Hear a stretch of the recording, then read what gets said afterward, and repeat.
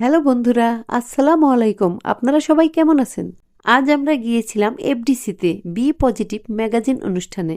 এই ম্যাগাজিন অনুষ্ঠানটি এটিএন বাংলা টিভিতে প্রতি মাসে 2 বার করে ধারাবাহিকভাবে দেখানো হয়।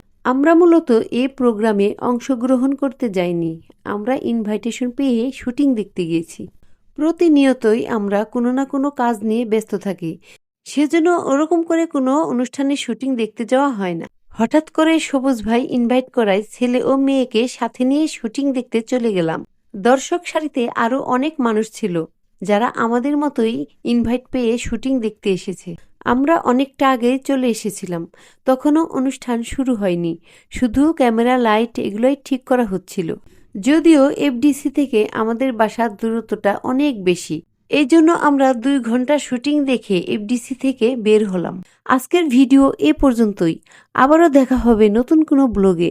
আপনারা সবাই ভালো থাকবেন, সুস্থ থাকবেন। আল্লাহ হাফেজ।